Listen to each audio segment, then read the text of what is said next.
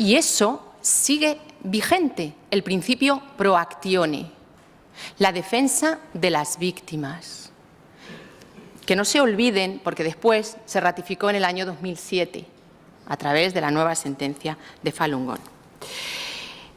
Como decía Manuel Ollé, esto ha sido una regulación excepcional, porque se han tenido en cuenta los casos específicos que se estaban tramitando en la Audiencia Nacional, que no eran tantos, no eran tantos. El ejercicio de la jurisdicción universal no distorsiona a la Audiencia Nacional, no supone un trabajo que nos haga dejar otros trabajos, otras investigaciones, no, no, es apenas 12, 13 casos muy importantes porque son esperanza, son justicia, verdad y reparación, y esperanza para las víctimas que encuentran estos espacios de justicia que contribuyen a impedir, como bien se decía anteriormente, espacios de impunidad.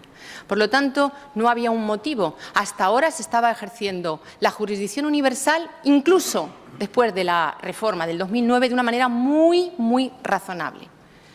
Se investigaba, había una concurrencia de investigaciones, se compartían las pruebas, se compartían los hechos, se dinamizaban en otros países esas investigaciones, como ocurrió con Argentina, después lo va a contar Carlos.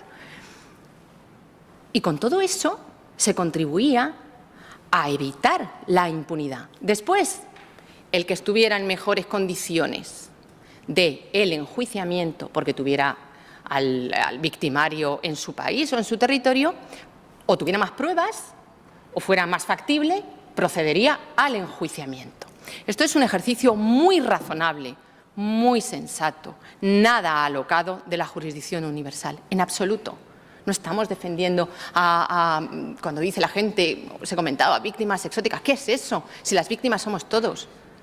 Si son nuestros valores, son nuestros principios, es la humanidad, es la civilización. Y contribuimos con esas investigaciones a que no existan esos espacios de impunidad. Y luego ya se juzgará en uno o en otro país. Esa es la concurrencia, esa es la grandeza de la justicia universal ejercida desde todos los Estados, porque todos estamos implicados en esto, todos debemos ser militantes, independientemente de izquierda, de derecha, la ideología. No, todos tenemos que estar implicados en esto. Y voy a ir muy deprisa. Creo que sí que se pueden plantear cuestiones de inconstitucionalidad, se vulnera el principio de legalidad, se vulnera la tutela judicial efectiva, se vulnera la doctrina constitucional, se confiere una cosa rarísima, una especie de fuero ante la Sala Segunda del Tribunal Supremo, que se transforma en una especie de CPI, de Corte Penal Internacional, que va a decidir o va a determinar los estándares de enjuiciamiento de no sé dónde. Vamos a ver quién va a hacer eso, cómo, de qué manera, qué procedimiento. La técnica legislativa,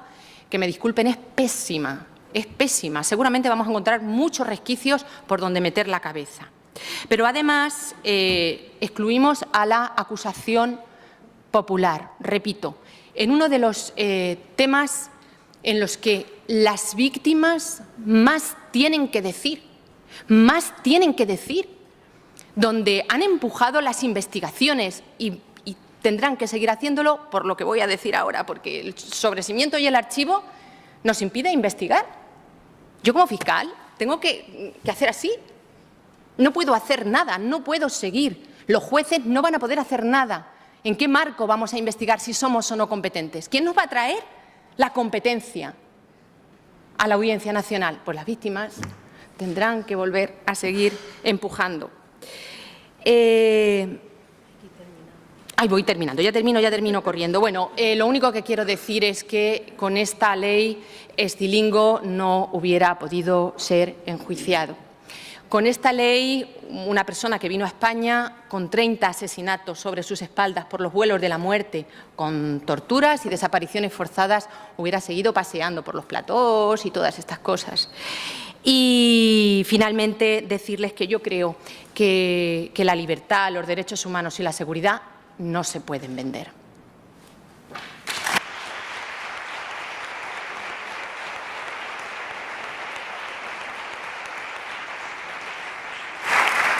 Muchas gracias.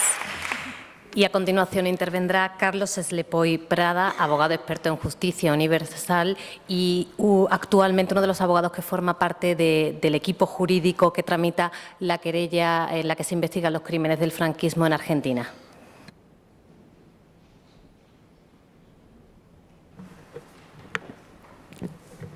Gracias, muy buenos días.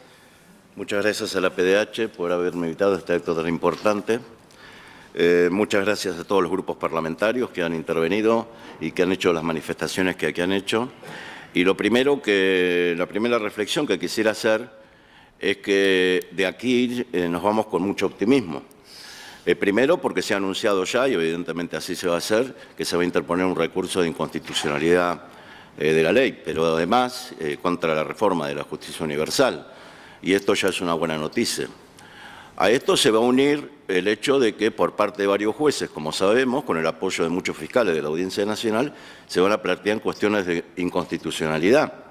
Y también sabemos que en los casos que así no sea, los afectados, las víctimas, van a interponer recursos de amparo ante el Tribunal Constitucional también. Es decir, que nos vamos a encontrar con una situación seguramente inédita en la historia de que respecto de una misma ley o de la reforma de una ley, se utilizan los tres pilares previstos en la ley orgánica del Tribunal Constitucional para impugnar esa ley.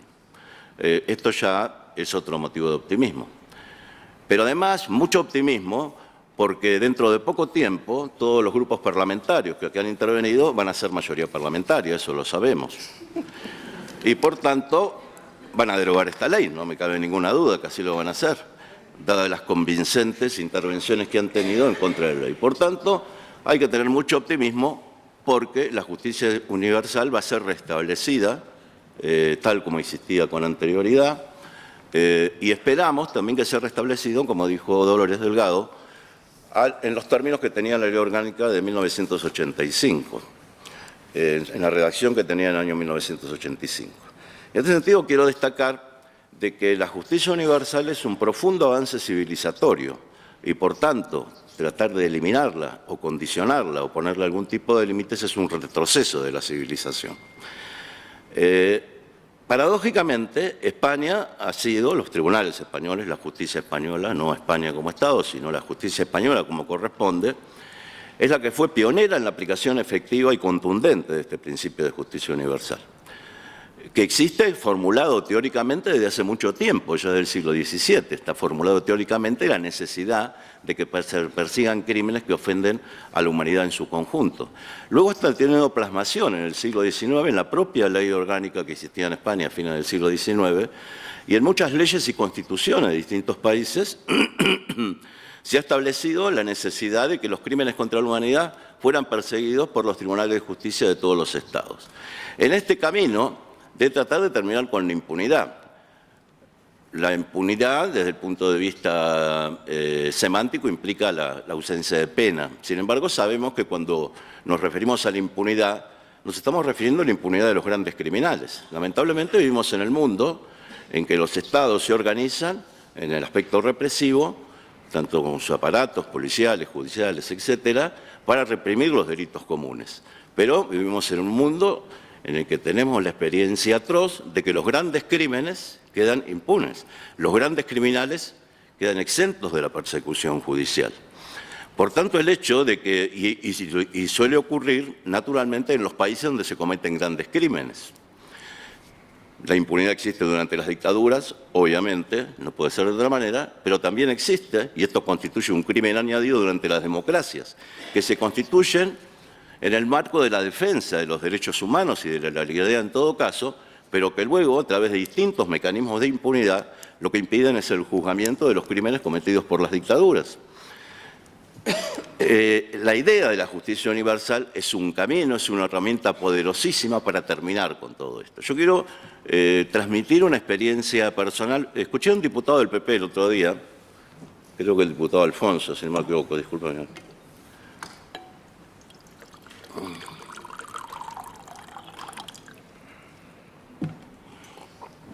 Diciendo, entre otras lindezas, que esto era absolutamente ineficaz, lo de la justicia universal. además de que era muy comprometido y que creaba muchos problemas, dijo que esto era ineficaz. Ha dicho Maite que yo soy abogado en la causa por la que se investigan en Argentina los crímenes del franquismo, junto con otros compañeros. Hace poco declaró en esa causa, a la que se tuvieron que trasladar, porque esta es la historia de la justicia universal.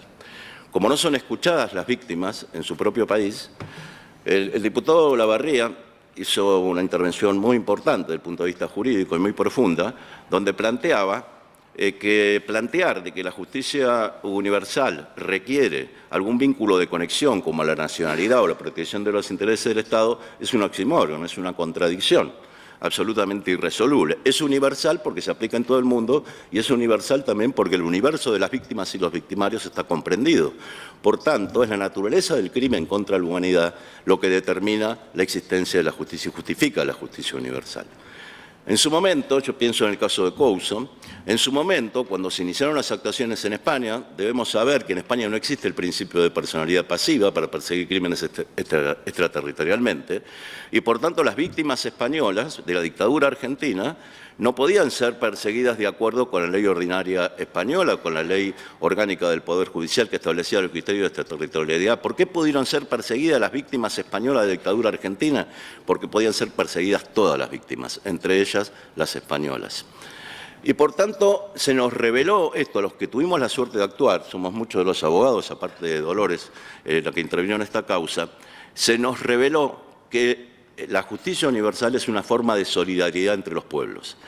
Increíblemente, de la justicia se ejerce la solidaridad entre los pueblos, porque ya no es el interés propio, el interés particular, el interés del propio Estado o el interés del ciudadano de un país el que actúa, sino que se actúa en nombre de la totalidad de las víctimas y se establece una escala para terminar con la impunidad de los grandes criminales. Decía lo de Argentina. Hace poco declaró en Argentina una mujer que está aquí presente, Ascensión Mendieta, 88 años de edad, que cumplió 88 años de edad en el avión que la trasladaba a Argentina para declarar ante la jueza Servini de Cubría. Cabría decirle al diputado del que hablaba que con eso ya sería suficiente. La reparación enorme que ella sintió de poder declarar ante un juez justificaba absolutamente la apertura de un procedimiento por justicia universal. Para las víctimas que vienen a declarar aquí, para las víctimas que están presentes, poder hablar ante un juez, porque les está denegada la posibilidad de hablar en sus propios países, es una enorme reparación. Ya eso, ya solamente eso justificaría la importancia que tiene este principio. Pero naturalmente hay mucho más. Dolores hizo una referencia a lo de Pinochet, a lo de Silingo, podría decir a lo de Cavallo. El juez Garzón dictó 198 órdenes internacionales de detención contra los militares argentinos. Dictó muchas otras órdenes de detención contra los militares chilenos. En Argentina y en Chile reinaba la más absoluta impunidad durante más de una década en ambos países. ¿Qué produjeron estas actuaciones? Esto que determinó que las víctimas argentinas y chilenas del genocidio latinoamericano y luego los guatemaltecas y luego las salvadoreñas vinieran aquí a declarar ante un juez extranjero porque no podían hacerlo en sus propios países, determinó finalmente la conclusión de la impunidad en nuestros países. Hoy en Argentina hay más de 500 condenados por crímenes contra la humanidad. Hay más de 1000 procesados. Hay juicios en todo el país. En Chile ocurre un tanto de lo mismo, con diversas características. La figura ominosa de Pinochet sobre la democracia chilena quedó liquidada con su detención en Londres. Esto es la justicia universal. Con esto es con lo que quieren terminar. Pero finalmente eso, el mensaje es optimista. Porque esto durará poco. Primero porque, como decía un viejo profesor, el derecho tiene más salidas que una plaza de toros y va a haber jueces que van a interpretar esto como para que las cosas sigan avanzando. Pero además, porque está este Parlamento, están estos grupos parlamentarios y estamos absolutamente convencidos entonces, no solamente que va a haber un recurso de inconstitucionalidad, sino que muy próximamente esta ley va a ser derogada. Eso es todo.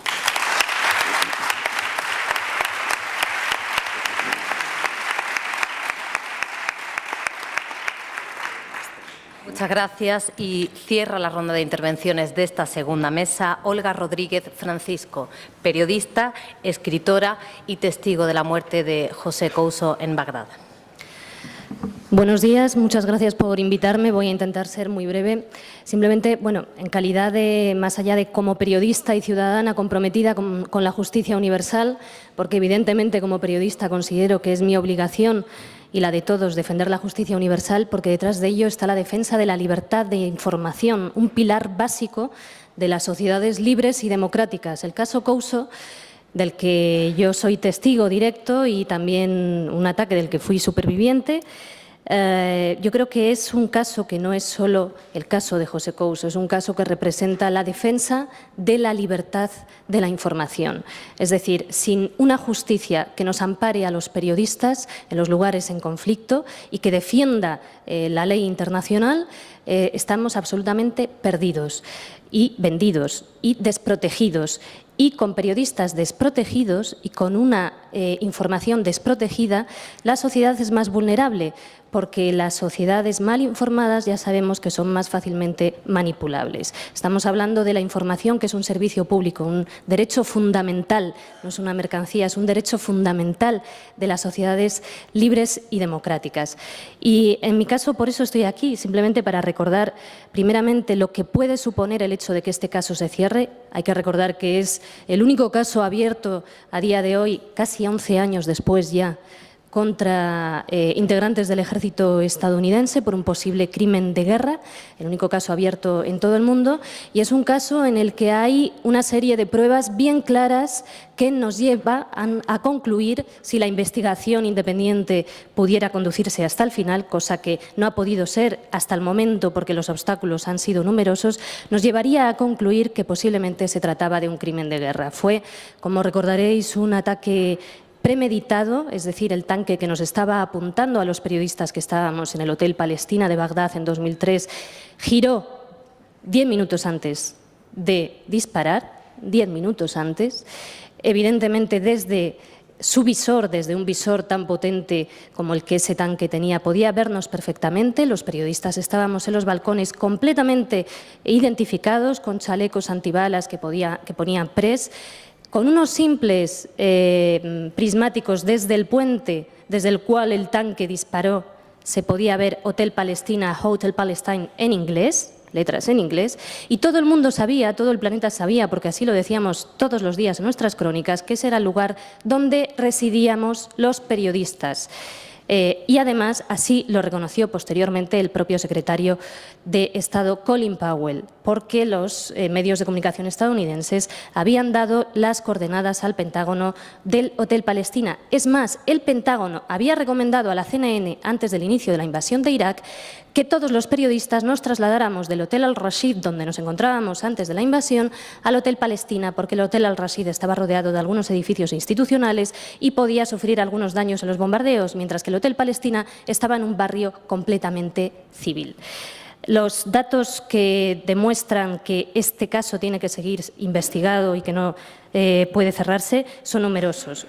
Otro, por recordarlo así brevemente, en una misma mañana, en menos de 3 horas, el ejército estadounidense disparó contra 3 sedes de la prensa independiente de Bagdad. No contra una, no solo contra el Hotel Palestina, contra 3. Y mató en total a 3 periodistas e hirió a varios más. Fue casualmente la mañana que precedió a la entrada al centro de Bagdad de las tropas estadounidenses. No hubo imágenes de ese momento porque los periodistas estábamos tratando de salvar a nuestros heridos y poniéndonos a salvo.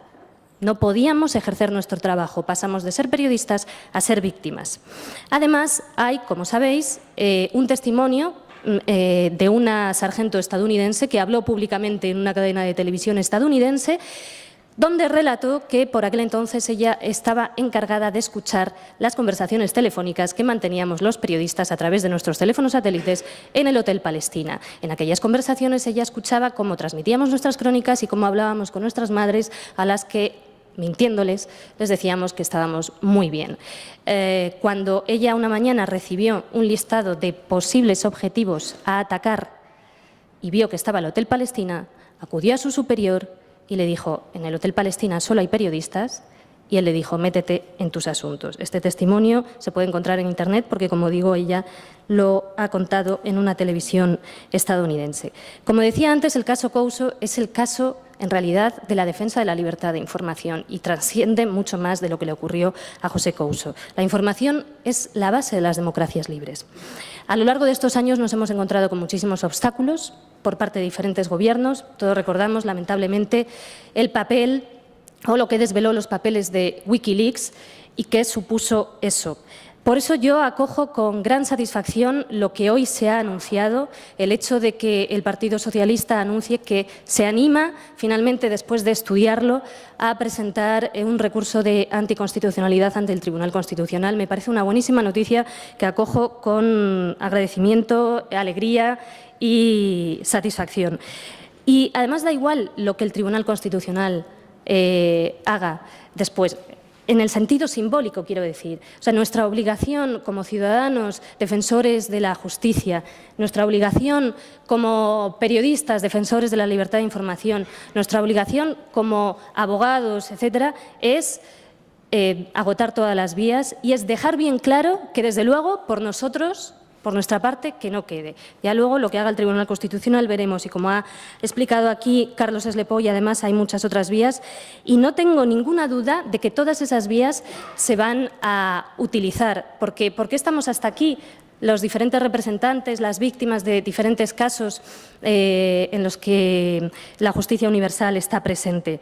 Gracias a la persistencia de las víctimas, se ha dicho antes en esta mesa. Gracias también a la persistencia, yo quiero decirlo, de abogados y de jueces que entienden cuál es su obligación como letrados y como magistrados. Y no me cabe duda de que vamos a seguir y de que todos van a seguir. Si hemos llegado hasta aquí ha sido por esa persistencia que también tuvieron en otros países otras personas y otros grupos y otras agrupaciones y que yo creo que han servido de inspiración aquí a algunas víctimas, como han podido ser las madres de la Plaza de Mayo argentinas, a las que hace 30 años las llamaban locas, y que gracias a su lucha y a su persistencia a día de hoy han logrado sentar en el banquillo a muchos de los acusados y a muchos de los perpetradores de aquellos crímenes de guerra, de aquellas desapariciones y de aquellos crímenes de lesa humanidad. Se ha dicho aquí que representa la justicia. La justicia tiene un carácter ejemplarizante. Sirve para que determinadas atrocidades no vuelvan a ocurrir. No es ambición de venganza, no es deseo de venganza, es deseo de justicia, verdad y reparación. Sirve para construir un país con una base realmente democrática, no un país con una base de impunidad. Y en ese sentido, yo creo que lo que este acto representa hoy es fundamental y me podría atrever a calificarlo incluso de histórico por el hecho de que tenga lugar en este Parlamento. En este Congreso. Simplemente quiero decir que en estos momentos, para que seamos conscientes de la vulnerabilidad de todos con esta reforma que se va a llevar a cabo, simplemente un periodista que salga a cubrir un conflicto o cualquier persona o ciudadano que en el extranjero sea víctima de un crimen de guerra, de un secuestro, de un ataque por parte de fuerzas de un Estado determinado, bien, pues a partir de este momento, en cuanto esta reforma se apruebe, verá cómo su propio país le niega justicia. Esto es lo que va a pasar. Es la ley proimpunidad. Esta es la ley que se va a aprobar, la ley proimpunidad. Decía el escritor francés Albert Camus que hay épocas en las que toda indiferencia es criminal. Evidentemente, esta es una de ellas. No luchar contra esta ley, no agotar todas las vías, es estar del lado de la impunidad, es dar la espalda a los derechos humanos y es dar la espalda a la justicia. Así que esto es un seguimos, un continuamos y una continuación de lucha para que algún día todas las víctimas que están aquí presentes puedan entonar esos cánticos tan emotivos que recientemente entonaban en Guatemala las víctimas del genocidio de Guatemala cuando fue condenado Ríos Montt, que es un cántico que dice así, y con esto termino: aquí solo queremos ser humanos, comer, reír, enamorarse, vivir la vida y no morirla. Muchas gracias.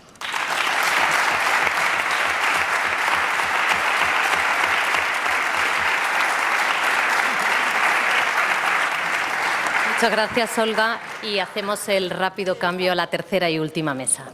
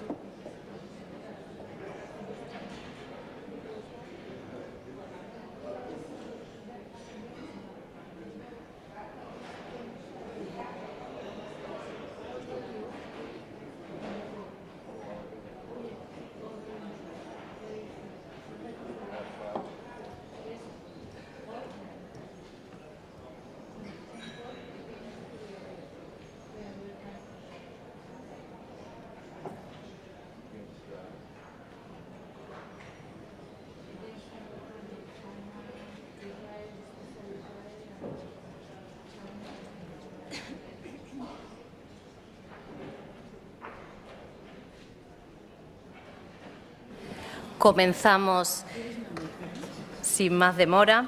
En esta tercera mesa, en primer lugar, va a intervenir María Serrano, responsable adjunta de Relaciones Institucionales y Política Interior de Amnistía Internacional. Gracias por este acto y por sumarnos aquí a todos. Bueno, voy a intentar ser lo más breve posible porque esta es una mesa, yo creo, para que hablen las víctimas. Simplemente decir que compartimos todos los argumentos técnicos que se han expresado para oponerse a esta reforma. Así lo hemos reiterado desde Amnistía Internacional. Consideramos que es una reforma contraria al derecho internacional, que acaba con la jurisdicción universal y que favorece los espacios de impunidad. Pero además pensamos que es una auténtica traición a las víctimas, a quienes deja sus aspiraciones de verdad, justicia y reparación totalmente frustradas. Además, España con esta reforma pues pasa de la cabeza a la cola, ¿no? En este sentido. 163 estados, aproximadamente el 84% de los estados del mundo, tienen legislación que les permite aplicar jurisdicción universal. Con esta reforma, España elimina la posibilidad de juzgar y de perseguir crímenes de derecho internacional. Cuando en 1998 la Audiencia Nacional decretó la prisión provisional y se cursó la orden de captura internacional al general Augusto Pinochet, todo el mundo entendió lo que significaba la jurisdicción universal. Significaba que un crimen de derecho internacional podía ser juzgado por cualquiera, independientemente del lugar en el que se hubiera producido. Probablemente ese día muchas víctimas de graves torturas, desapariciones forzadas y de ejecuciones extrajudiciales en Chile sentirían mucho alivio, ¿no? Sin embargo, habría que preguntar cómo se sienten las víctimas hoy por hoy con esta reforma, ¿no? Este es un momento terrible para las víctimas, pero desde luego no para sus perpetradores. Sin embargo, desde Amnistía Internacional queremos lanzar un mensaje claro de que no nos vamos a rendir, como nunca lo han hecho las víctimas, como han sido ellas las que han impulsado, como se ha reconocido anteriormente, todos los procesos, que más de 100 organizaciones internacionales se han unido y han realizado una carta conjunta rechazando esta reforma y expresando los argumentos que anteriormente se han señalado por ello, entre ellas pues, organizaciones como Human Rights Watch o Rights International Spain se han movilizado para mostrar este rechazo. Asimismo, la sociedad también se ha movilizado, partidos políticos y medios de comunicación. Y en ese sentido, únicamente queremos reiterar desde Amnistía Internacional que esto no nos va a hacer más débiles, sino que, al contrario, reafirma y fortalece nuestro compromiso en contra de la impunidad y nuestro apoyo a la dignidad y a la causa por la justicia de las víctimas. Y simplemente con esto ya dejamos hablar, yo creo, a ellas.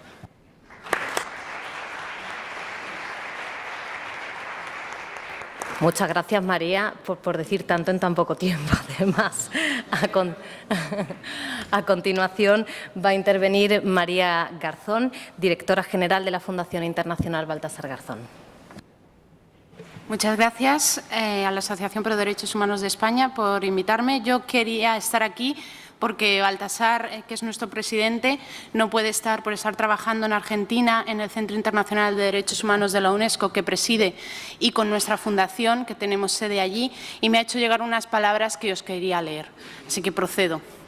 A lo largo de la historia han sido muchas las leyes que han cercenado los derechos humanos de una forma clara y grosera.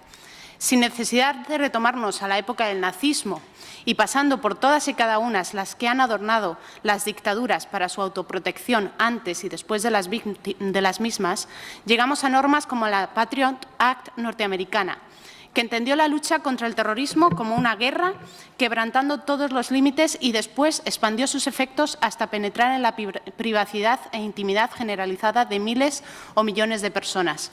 O las normas que habilitaron la existencia de lugares como el Centro de Detención de Guantánamo, o que amparan la impunidad en China, en el Sáhara, El Salvador, Guatemala, Irak, Palestina, Ruanda o España, por nombrar algunas. Frente a esta realidad, la justicia de países como el nuestro ha luchado discretamente de la mano de víctimas y organizaciones de derechos humanos y siempre con grandes enemigos, para consolidar la jurisdicción universal como un principio, quizá el último reducto para otorgar la protección de aquellas. Es justo reconocer que se han conseguido importantes logros en algunos casos, y eso por sí solo determina que continuemos en el empeño de alcanzar la meta, aun cuando las dificultades cada vez sean mayores. En los últimos 17 años hemos avanzado en la configuración de una verdadera justicia universal. Diferentes órganos judiciales de países diferentes y de diferentes continentes, como la Corte Internacional de Justicia, la Corte Interamericana o el Tribunal Europeo de Derechos Humanos, así como los diferentes comités o grupos de trabajo de Naciones Unidas o de instituciones europeas, han intentado también sumar esfuerzos a favor de ese principio.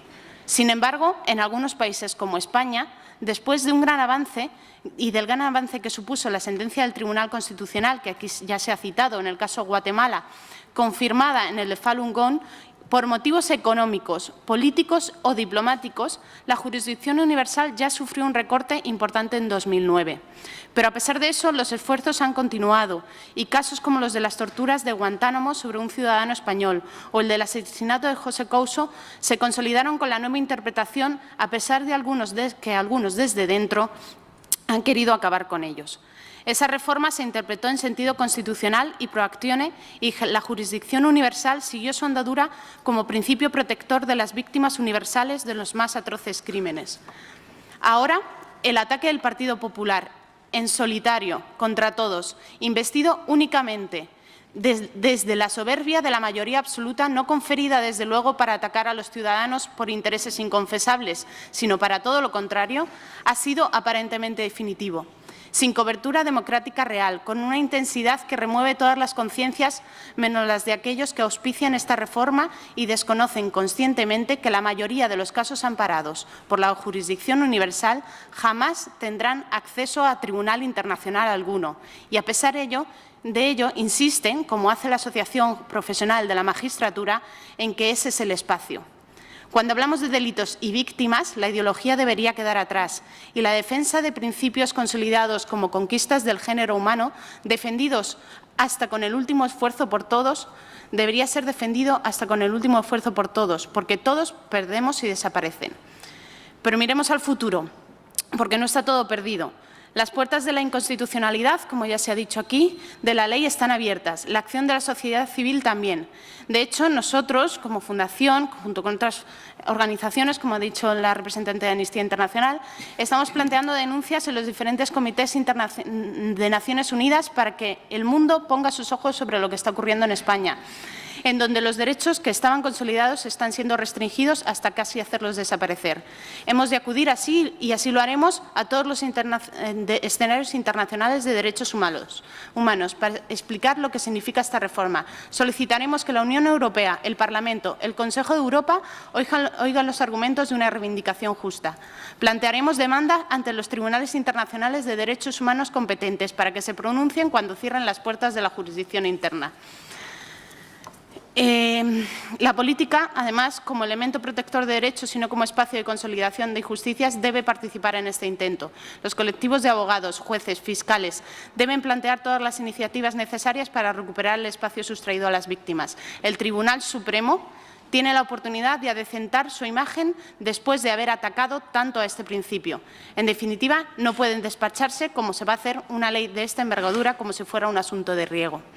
Se impone una reflexión mucho más profunda para determinar el espacio que debe tener la jurisdicción universal en nuestro país. La renuncia a los espacios de derechos conseguidos devela la indiferencia de quienes han iniciado este camino. Entre todos podemos hacer una gran labor por recuperarlos. Tenemos la razón de nuestra parte y también tenemos los argumentos. Baltasar Garzón Real, Buenos Aires, 4 de marzo de 2014.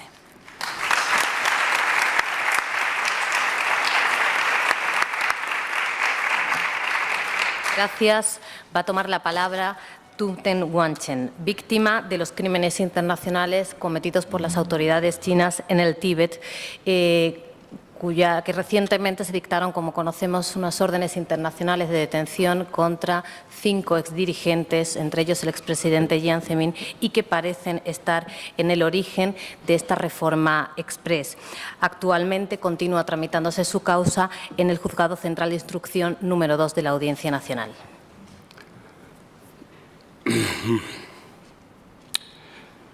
Hermanos y hermanas,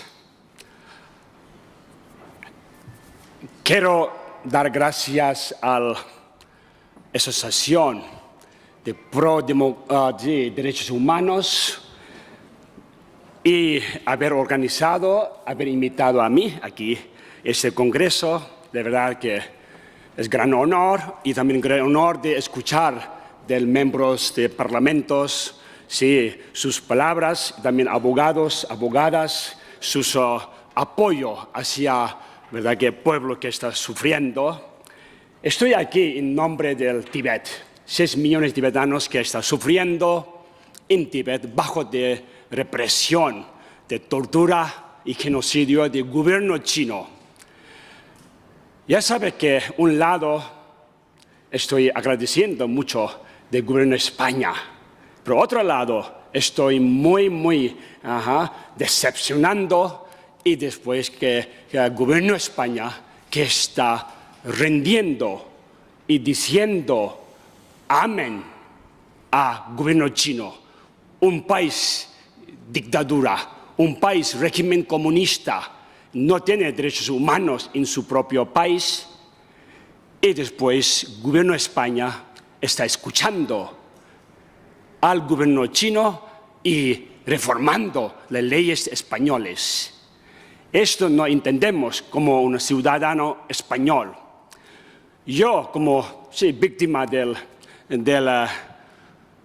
régimen chino, estoy aquí en nombre de 6 millones de tibetanos, pero sin ninguna razón ilógica, el gobierno chino invadió Tíbet y, consecuencia de la invasión, más de 1.200.000 tibetanos murieron, incluso mi propia madre ha sido víctima de los chinos. Y todavía 6 millones de tibetanos en Tíbet están viviendo bajo de miedo, bajo de represión, bajo de tortura, bajo de detenciones y carcelamientos. Y después, ahora en Tíbet, el gobierno chino está destruyendo medio ambiente, naturaleza del Tíbet. Y todo el mundo está callando, silencio, y no dice nada. Todo el mundo, y especialmente en España, el gobierno de España está cambiando derechos humanos para dinero y negocio, made in China. En este caso, de verdad que más importante, todos somos humanos. Aquí mismo, ya en esta mesa, tengo aquí hermano Sahara, también familia Couso.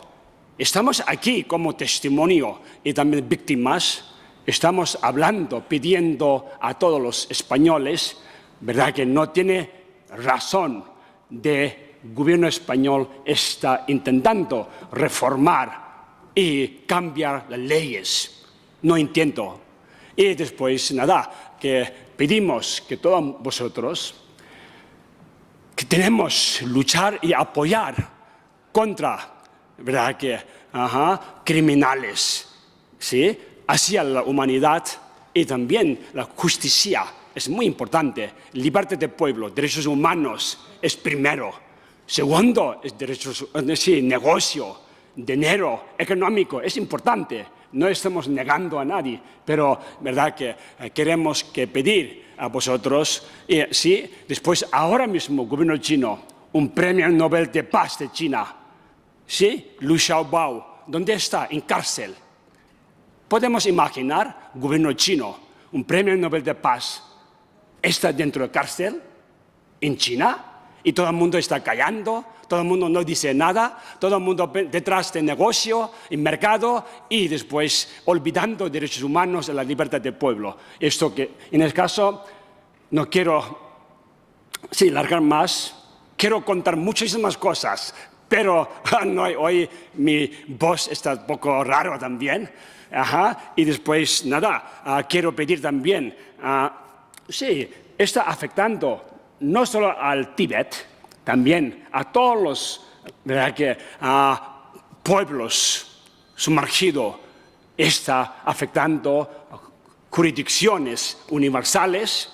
Bien, en el caso y al final yo quiero pedir que todos los partidos políticos, parlamentarios, por favor, que llevar este caso al Tribunal Constitucional, que PP y después Gobierno español solo no puede hacer estas cosas, porque todo tipo de voz tiene que levantar y apoyar a todos los pueblos que están sufriendo en este mundo, ¿vale? Deseo que tenga libertad y derechos humanos y justicia a todo el mundo, particularmente tibetanos, 6 millones de tibetanos necesitan justicia y la libertad. Muchísimas gracias a todos.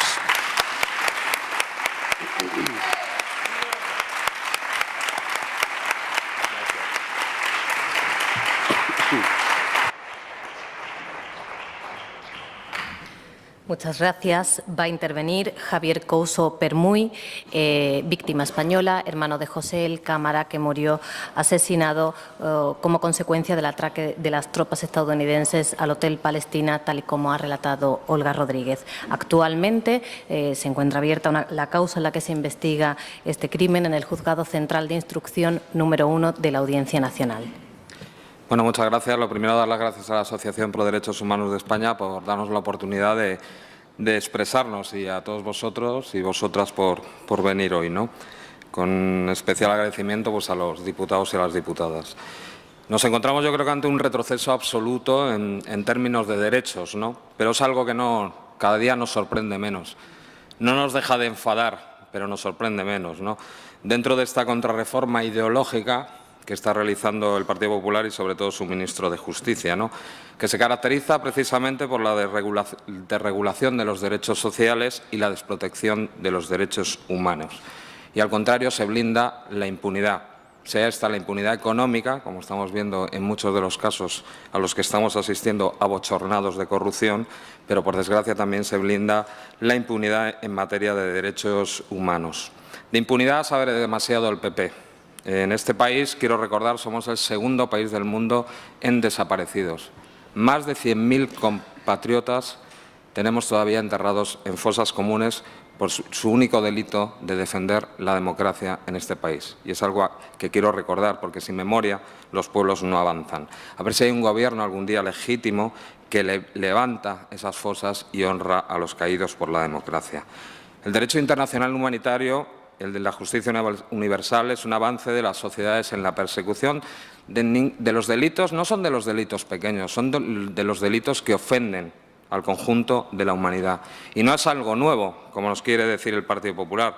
Lo han dicho antes los juristas, desde 1870 hay indicaciones sobre ello en nuestro ordenamiento jurídico. Por desgracia, hay un precedente internacional, y un precedente internacional que nos toca también cerca al caso de mi hermano. Fue la derogación de la ley universal en Bélgica por presiones de la OTAN ante el Gobierno, ¿no? Se quedaron desprotegidos 2 de las víctimas del ataque de Bagdad, Taras Prosyuk, de nacionalidad ucrania, y Tarek Ayub, de nacionalidad jordana, ¿no?